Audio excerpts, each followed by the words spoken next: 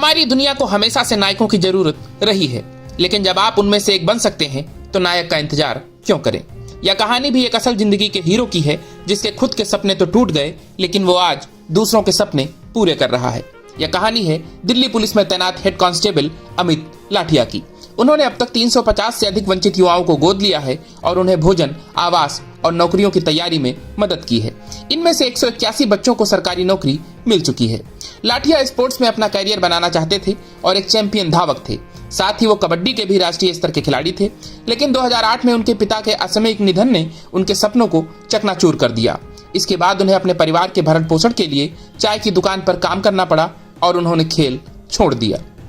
शायद तभी उन्होंने कुछ बन जाने के बाद दूसरों के सपने संवारने का वादा खुद से किया होगा। साल 2010 में उन्होंने चंडीगढ़ और दिल्ली पुलिस की परीक्षा पास की और दिल्ली पुलिस में कांस्टेबल बन गए। लेकिन नौकरी मिलने के बाद भी अमित अपना पुराना संकल्प नहीं भूले और बच्चों को पढ़ाना शुरू कर दिया। इसके अलावा उन्होंने बच्चों को फिजिकल के लिए भी तैयारी कराना शुरू किया। शुरुआत में अमित ने 10 गरीब बच्चों को पढ़ाने के लिए सोनीपत में एक कमरा किराए पर लिया। इनमें से 4 बच्चों की सरकारी नौकरी लग गई, जिसके बाद अमित का हौसला बढ़ता चला गया। लेकिन अमित को इसके लिए एक साथ कई काम संभालते हुए रोजाना सोनीपत से दिल्ली तक की यात्रा करनी पड़ती थी। इस बीच कॉलेज का वो खेल का मैदान, जहां ये गरीब बच्चे शारीरिक परीक्षण के लिए अभ्यास करते थे, बंद हो गया, जिसके बाद बच्चे सड़क पर ही तैयारी करने लगे।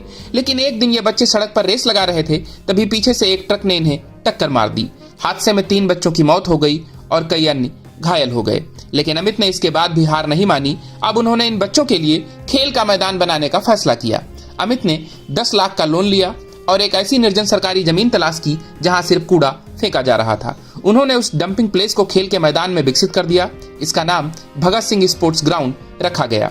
अमित ने 2015 में मंजू से शादी की। समाज को संदेश देने के लिए शादी के दिन भी रक्तदान शिविर लगवाया गया, जहां 57 यूनिट ब्लड एकत्र किया गया।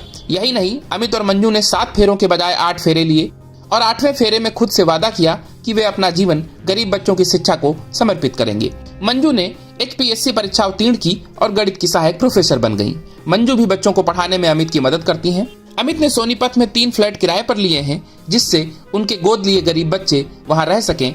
अमित अपना सारा वेतन बच्चों की शिक्षा पर खर्च करते हैं, जबकि उनकी पत्नी के वेतन से उनका घर चलता है। इंडियन मास्टरमाइंड से बात करते हुए अमित ने बताया कि वो हर साल 25 वंचित बच्चों को गोद लेने की कोशिश करते हैं। इंडियन मास्टरमाइंड्स के लिए अयोध्या सिंह की रिपोर्ट।